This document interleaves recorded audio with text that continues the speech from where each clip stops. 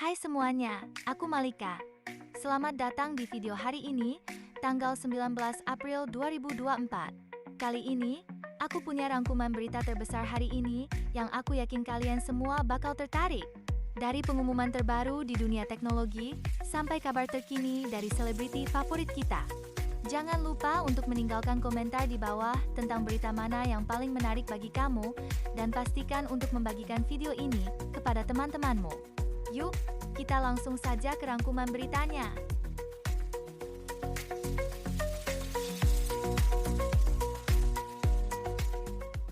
Mari kita mulai dengan kabar dari dunia gadget yang menarik perhatian.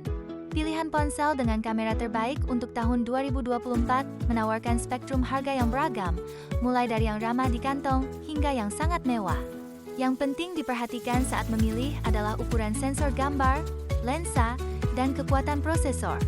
Sebab, ponsel dengan harga lebih mahal biasanya memiliki fitur kamera yang lebih canggih, seperti sensor gambar yang besar dan kemampuan zoom yang superior. Tak hanya perangkat kerasnya, perangkat lunak seperti pengeditan AI juga sangat mempengaruhi kualitas akhir foto. Pilihan ponsel harus disesuaikan dengan kebutuhan fotografi dan anggaran yang dimiliki. Melihat ke belakang, kita ingat bagaimana ponsel cerdas semakin berkembang dalam hal fitur kamera. Misalnya, peluncuran iPhone 4 di tahun 2010 yang membawa revolusi dengan kamera 5 megapiksel dan kemampuan rekam video HD yang saat itu tergolong canggih. Perbandingannya membuktikan bahwa evolusi teknologi kamera ponsel telah melompat jauh, di mana sekarang kualitas kamera ponsel bisa mengimbangi, bahkan melebihi, kualitas dari kamera digital konvensional. Kemajuan ini menunjukkan bahwa inovasi terus berkembang, menghadirkan kualitas gambar yang semakin baik untuk konsumen, sesuai dengan kebutuhan dan anggaran mereka. Beranjak ke aplikasi yang kita gunakan sehari-hari, WhatsApp telah meluncurkan fitur baru yang memungkinkan penggunanya untuk membuat stiker langsung dari aplikasi tanpa memerlukan aplikasi tambahan lagi. Ini berarti, pengguna kini dapat lebih leluasa mengedit dan membuat stiker dari gambar atau foto di galeri ponsel mereka. Prosesnya pun dirancang agar mudah dan tidak membingungkan pengguna. Fitur ini sudah tersedia bagi pengguna WhatsApp di iOS dan Android di Indonesia, memudahkan komunikasi menjadi lebih personal dan kreatif. Melihat kembali saat pengenalan stiker di WhatsApp pada tahun 2018, fitur ini mendapat sambutan hangat dari para pengguna. Kini, dengan adanya pengembangan fitur untuk membuat stiker secara langsung di aplikasi, ini menunjukkan bagaimana WhatsApp berusaha terus-menerus mendengarkan dan memenuhi keinginan penggunanya. Perbandingan ini menggambarkan evolusi komunikasi digital, di mana pengguna diinginkan memiliki lebih banyak kontrol dan kebebasan dalam mengekspresikan diri, sejalan dengan perkembangan teknologi yang semakin canggih dan interaktif. Mengalihkan pandangan kita ke dunia perfilman, film horor Badara Wuhi di Desa Penari telah tayang di bioskop dan mendapatkan reaksi yang beragam dari penontonnya. Situs Letterboxd memberikan penilaian rata-rata 3,14 dari 750 ulasan, mengindikasikan bahwa film ini sukses menyita perhatian baik dalam aspek positif maupun negatif. Penonton diperlihatkan dengan kisah yang menarik sekaligus meresahkan, menegaskan peran penting film horor dalam industri hiburan untuk membangkitkan beragam emosi. Kembali ke tahun 2019, film horor Indonesia lainnya, Pengabdi Setan karya Joko Anwar, juga mencetak sukses besar di pasaran. Mendulang pujian kritis dan komersial, film ini membuktikan bahwa kisah horor lokal memiliki tempat istimewa di hati penonton. Kedua film ini sama-sama mendemonstrasikan bagaimana genre horor, dengan cara yang unik mengeksplorasi tema-tema lokal dan mengemasnya dalam kisah yang menarik sekaligus menantang, berhasil menarik perhatian luas. Ini membuktikan bahwa cerita yang berkualitas, diolah dengan cara yang tepat, selalu akan mendapat tempatnya di industri perfilman. Sementara itu, Huawei Band 9 telah diluncurkan dengan sejumlah fitur yang meningkatkan kualitas kegiatan olahraga, terutama renang, dengan sensor 9 aksis, layar AMOLED 1,47 inci, dan dukungan untuk TrueSleep 4.0 serta TrueSense 5.5. Dengan varian warna Starry Black, White, Lemon Yellow, dan Charm Pink, band ini akan tersedia dalam flash sale dengan harga Rp499.000 bulan April mendatang. Ini menunjukkan komitmen Huawei untuk menyediakan teknologi wearable yang tidak hanya fungsional tapi juga fashionable. Pengingat kembali ke era awal wearable technology, khususnya pada tahun 2014 ketika Huawei meluncurkan TalkBand B1, upayanya yang pertama di ranah smartband. Melihat perjalanan dari TalkBand B1 hingga Huawei Band 9, ada perjalanan inovasi yang signifikan. Ini menunjukkan bagaimana Huawei beradaptasi dan berkembang untuk memenuhi kebutuhan pengguna yang semakin meningkat terhadap wearable tech yang tidak hanya memantau kesehatan dan kebugaran tapi juga menyatu dengan gaya hidup pengguna. Dengan peningkatan terus-menerus pada teknologi dan fitur, Huawei membuktikan bahwa mereka tetap menjadi pemain penting dalam pasar gadget wearable. Langkah bersejarah telah diambil oleh Pangeran Harry, dengan ia secara resmi meninggalkan Inggris dan menyatakan Amerika Serikat sebagai tempat tinggal utamanya. Dalam dokumen resmi terbaru, telah tercatat Amerika Serikat sebagai negara tempat tinggalnya. Ini menandai babak baru bagi Harry dan keluarganya setelah meninggalkan Inggris pada tahun 2020. Organisasi nirlaba yang didirikannya, Travelist, pun telah mengkonfirmasi perubahan ini. Meskipun pernah menyatakan bahwa Inggris tetap menjadi rumahnya, kini Amerika Serikat menjadi tempat tinggal utama Harry, menunjukkan adaptasi dan langkah baru dalam kehidupannya. Di tahun 1997, dunia menyaksikan kisah lain dari anggota keluarga kerajaan Inggris yang meninggalkan kehidupan kerajaannya, yaitu saat Putri Diana meninggal. Meskipun konteksnya sangat berbeda, kedua peristiwa tersebut menyoroti betapa anggota keluarga kerajaan terkadang harus mengambil keputusan besar yang mengubah jalannya hidup mereka, terutama dalam mencari kebahagiaan dan arti hidup yang baru di luar norma kerajaan. Harry, seperti ibunya, telah memilih jalan yang memisahkannya dari tradisi kerajaan untuk menciptakan kehidupan yang dia anggap paling baik bagi keluarganya, menggarisbawahi pentingnya keputusan pribadi dan kebebasan dalam mencari kebahagiaan. Tim nasional Indonesia U23 telah menunjukkan semangat juang yang tinggi di ajang Piala Asia U23. Setelah mengalami kekalahan dari Qatar, tim Garuda Muda bangkit dengan kemenangan mengesankan atas Australia. Kini, mereka hanya memerlukan hasil imbang dalam pertandingan melawan Yordania yang akan berlangsung Minggu malam di Doha untuk melaju ke babak 8 besar.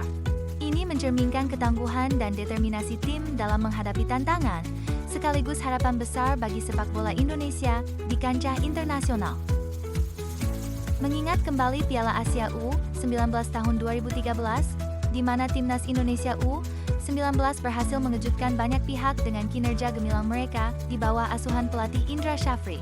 Saat itu, tim berhasil mencapai babak semifinal, menciptakan sejarah tersendiri bagi sepak bola Indonesia. Kesuksesan di masa lalu tersebut dan usaha tim U23 saat ini menunjukkan bahwa dengan persiapan, dedikasi, dan semangat yang tinggi, tim sepak bola Indonesia bisa bersaing di tingkat Asia. Ini menegaskan bahwa potensi sepak bola Indonesia sangatlah besar dan dengan upaya yang terus-menerus, prestasi yang lebih tinggi lagi sangat mungkin untuk dicapai. Liverpool, tim yang pernah bermimpi meraih quadruple musim ini, mengalami pukulan berat dalam waktu 4 minggu saja. Mulai dari kekalahan menyakitkan dari Manchester United di perempat final FA Cup, diikuti oleh serangkaian cedera dan pertunjukan yang kurang meyakinkan yang mengakibatkan mereka tersingkir dari Europa League. Sekarang, hanya gelar Premier League yang masih dapat mereka kejar. Pertanyaan besarnya, apakah Liverpool mampu mengamankan trofi lain musim ini dan membuktikan kekuatan mereka di lapangan hijau? Pada tahun 2005, Liverpool FC membuat sejarah dengan comeback yang dramatis di final Liga Champions melawan AC Milan di Istanbul. Dikenal sebagai Miracle of Istanbul, mereka berhasil membalikkan defisit 3 gol di babak pertama untuk menyamakan kedudukan dan akhirnya menang melalui adu penalti. Kedua momen tersebut, baik mimpi quadruple yang gagal maupun keberhasilan di Istanbul, menunjukkan betapa dinamisnya sepak bola, penuh dengan kejutan, kekecewaan, dan kegembiraan. Ini mengingatkan pada fakta bahwa dalam sepak bola, harapan dan ambisi selalu ada, meskipun tantangan tampak mustahil untuk diatasi. Berita menarik datang dari industri musik Korea Selatan. Irene Swandi siap membuat debutnya sebagai idol K-pop bersama grup TD. Setelah menjalani masa pelatihan selama setahun terakhir, kreator konten ini, yang telah berkecimpung dalam dunia tari sejak kecil, akan menambah jumlah anak muda Indonesia yang berkiprah di industri K-pop. Menjadi bagian dari industri musik K-pop yang sangat kompetitif tentu saja menjadi langkah besar bagi Irene, memberikan inspirasi bagi talenta-talenta Indonesia lainnya untuk mengejar mimpi mereka di kancah internasional. Perjalanan artis Indonesia, Rich Brian, yang berhasil menembus pasar musik internasional, dapat dianggap sebagai salah satu inspirasi bagi Iren Suwandi. Rich Brian, yang awalnya dikenal melalui musiknya di internet, berhasil membuat dirinya dikenal di kancah musik Amerika dan internasional. Kesuksesannya menunjukkan bahwa dengan bakat dan kerja keras, batasan geografis bisa diatasi. Baik Rich Brian maupun Iren Suwandi menunjukkan kepada generasi muda Indonesia bahwa dengan keberanian mengambil langkah, mimpi berkarir di industri kreatif internasional tidak lagi sekedar angan-angan. Dari dunia hiburan tanah air, kasus pembunuhan dan pemerkosaan Vina telah diangkat ke layar lebar oleh The Company dalam film horor kriminal. Keluarga Vina terlihat sangat emosional, memohon keadilan mengingat pelaku pembunuhan putri mereka masih bebas berkeliaran. Film ini tidak hanya mendapatkan perhatian besar dari publik tapi juga mendukung penuh, menjadi topik viral di media. Melalui film ini, keluarga Vina berharap dapat meningkatkan kesadaran dan meminta masyarakat untuk lebih memperhatikan keamanan anak perempuan. Kisah nyata Suster Ngesot, film horor yang juga diangkat dari cerita nyata, menggugah publik ketika dirilis beberapa tahun yang lalu. Kisah yang mengandung unsur mistis dan tragis tersebut berhasil menarik perhatian luas, menunjukkan kepedulian masyarakat terhadap cerita nyata yang diangkat ke layar lebar. Baik kasus Vina maupun Suster Ngesot merefleksikan bagaimana film bisa menjadi medium yang kuat untuk menyampaikan pesan dan membangkitkan empati publik terhadap isu sosial yang sering diabaikan, menegaskan peran penting sinema dalam mengangkat isu-isu sensitif dan penting. Kunjungan Anthony Kiedis, pentolan band Red Hot Chili Peppers, ke Kepulauan Mentawai, Sumatera Barat, menjadi sorotan baru-baru ini. Terlihat ia menghabiskan waktu bersama dua dukun dalam sebuah ritual tembakau.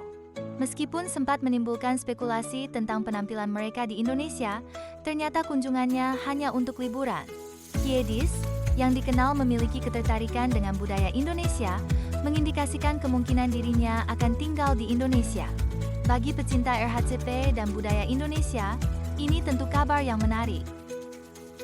Pada tahun 1999, Red Hot Chili Peppers merilis album Californication yang menjadi sangat populer dan mempengaruhi generasi musik saat itu.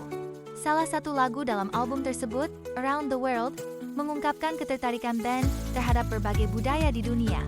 Kunjungan Anthony Kiedis ke Mentawai dapat dilihat sebagai manifestasi dari rasa ingin tahu dan penghargaan mereka terhadap keanekaragaman budaya.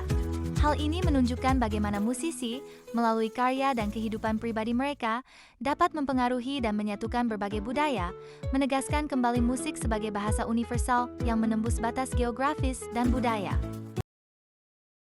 Terima kasih telah menyimak rangkuman berita terkini kami. Jangan lupa untuk subscribe channel kami, agar tidak ketinggalan update berita terbaru dan menarik lainnya. Ingin informasi lebih lanjut atau punya komentar tentang berita hari ini? Silakan bagikan pendapatmu di kolom komentar. Sampai jumpa di video berikutnya.